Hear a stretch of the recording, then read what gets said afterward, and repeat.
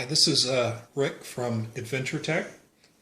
We're going to be taking a look at the gearshift relocation kit that works in conjunction with our foot peg and control lowering kit. Before you watch this video, you will have wanted to have watched the video for the installation of the foot peg and control lowering kit. It really covers 80% of what you need to do with the foot peg and control.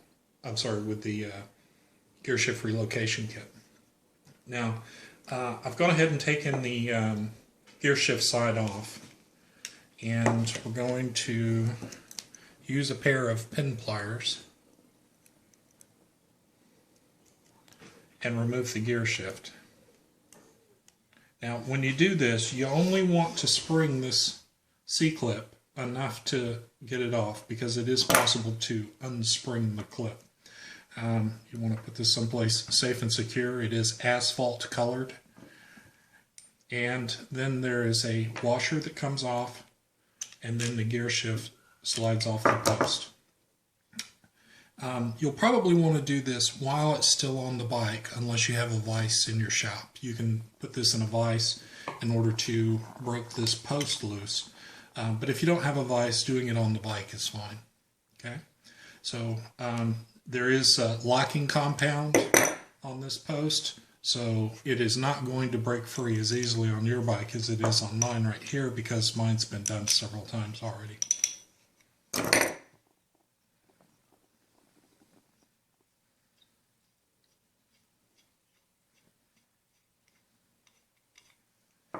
Now, we're going to be taking a look at the adjustable version, and you can see mine's already put together. I'll take it apart now.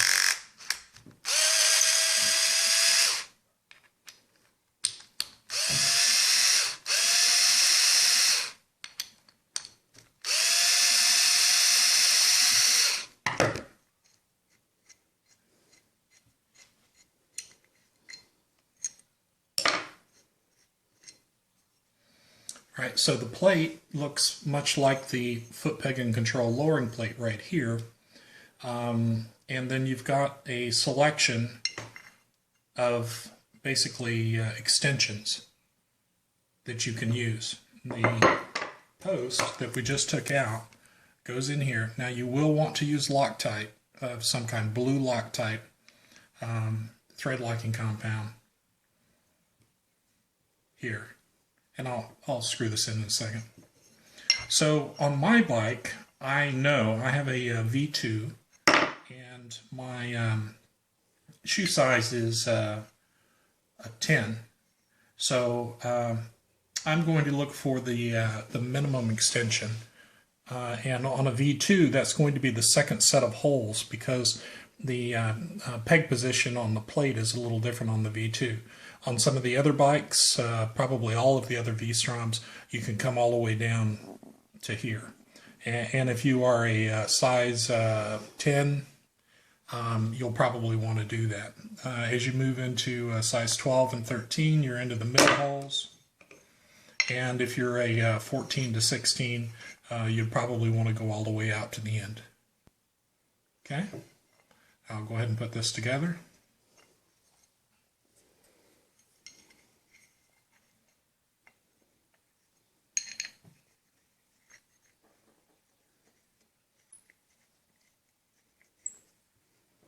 And again, you'll want to use thread locking compound on these after you determine the extension that you're going to want.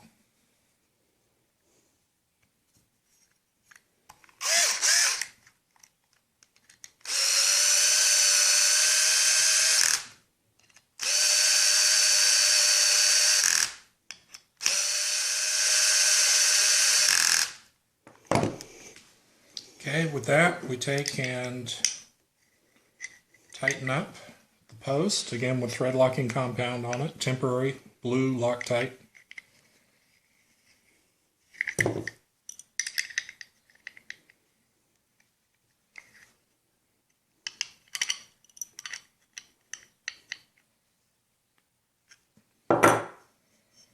Okay, go ahead and put the foot peg on the plate.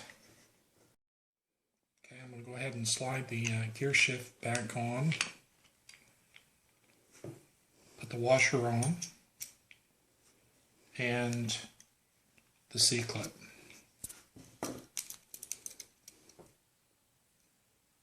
Oh, and you'll want to grease this post.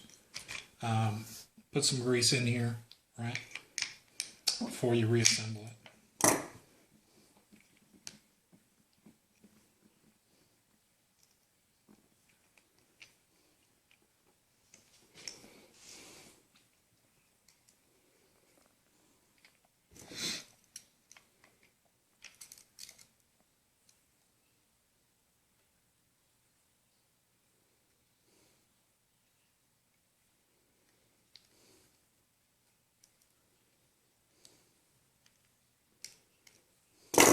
Okay, you want to check to make sure that's in the groove.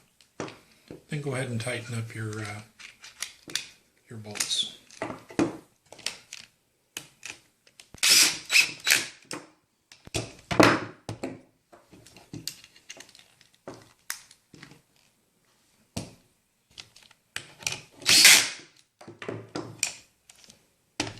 Okay, and here we can see the extension that we've been able to get.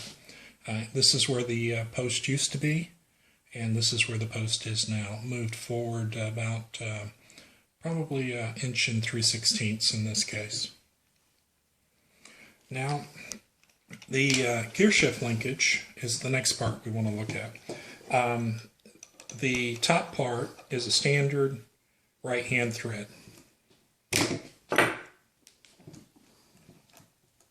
Okay. And in my case, on my bike, I know that I want this as short as possible. So I go ahead and run the nut down to the end of the threads and then lock it in place. Now the bottom one is a left-hand thread. So you would turn it as if you were tightening it in order to loosen it up.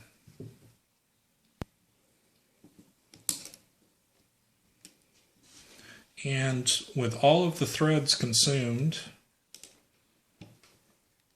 I'm in a perfect position to get a 90-degree angle on the gear shift shaft.